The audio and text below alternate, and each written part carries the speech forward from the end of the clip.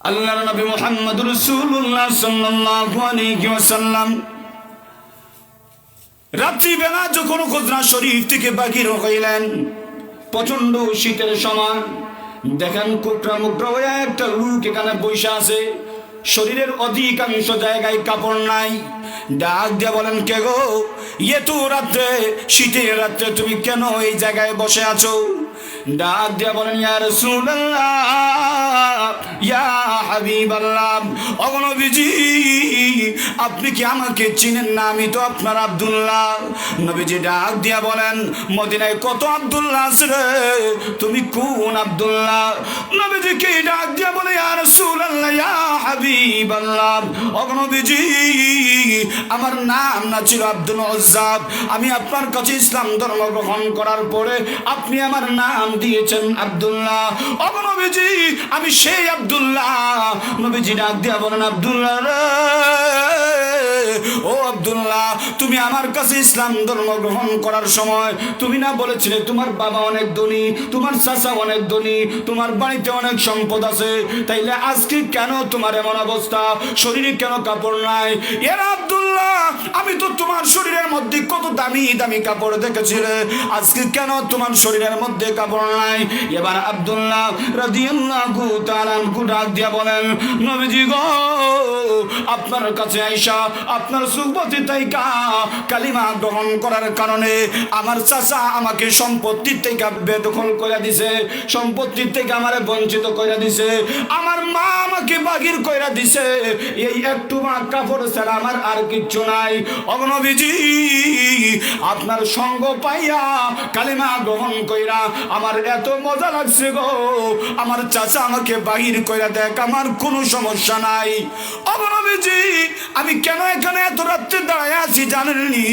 আমি চাইলে তো মসজিদে যাই ইবাদত করতে পারতাম, কারো বাড়ি থেকে আশ্রয় নিতে পারতাম, কিন্তু আমি যাই নাই কেন জানেননি গো? আপনাকে এত ভালোবাসি, আপনার সুহবতে থাকে এত পছন্দ করি, আমার অন্তরে আজকে সব জিনিস হারানোর দুঃখ, সব দুঃখ নিয়ে আপনার দরজার সামনে দাঁড়ায় আছি গো। আপনার চেহারার দিকে যেই মুহূর্তে তাকাইলাম, আমি আব্দুল্লাহর ভিতর থেকে সকল ব্যথা দূর হয়ে গেছে। হযরত আব্দুল্লাহ রাদিয়াল্লাহু তাআলা আনহুকে রাসূল আকরাম সাল্লাল্লাহু আলাইহি ওয়াসাল্লাম জিজ্ঞাসা করেন, আব্দুল্লাহ রে, তোর কি কোনো চাহিদা আছে নাকি?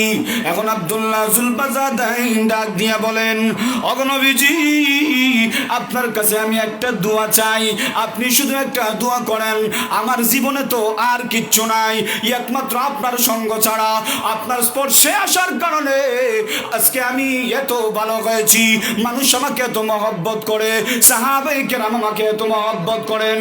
ও নবীজি, আপনার কাছে আমি একটা দোয়া চাই, আপনি আমার জন্য দোয়া করেন, জীবনে তো একবার হলেও মারা যাব, আল্লাহ যেন আমাকে শাহাদাতের মৃত্যু দান করেন।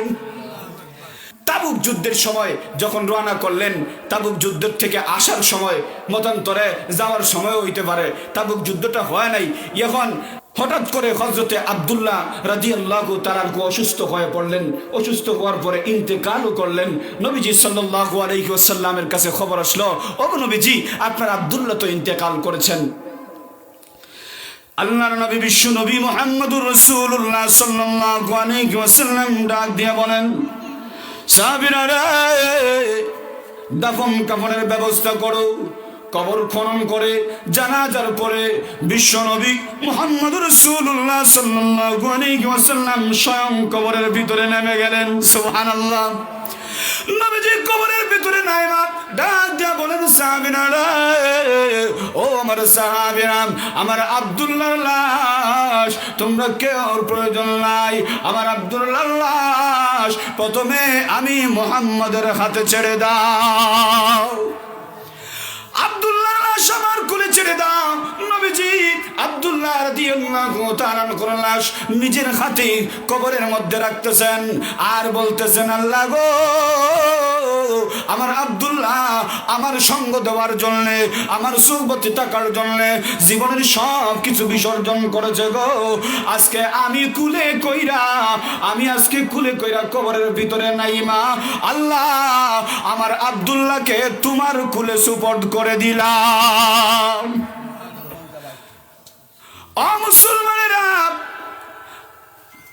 আল্লাহ রাসূল সাল্লাল্লাহু আলাইহি ওয়াসাল্লামের দরবারে আসার কারণে, নবীজির সুহবতে থাকার কারণে আজকে আব্দুল্লাহর কেমন অবস্থা হলো।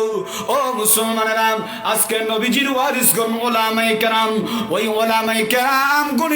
উলামায়ে কেরাম গণের সুহবতে যদি থাকেন, মুসলমান দুনিয়া এবং আখিরাত উভয় জায়গায় আপনাদের ফায়দা হবে কি হবে না?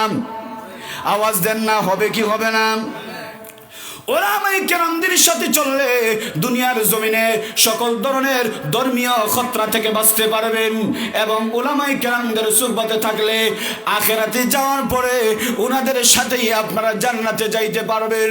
এই জন্যে আপনারা সকলে উলামায়ে কেরামদেরকে মাইন্না চলার দরকার আছে না নাই?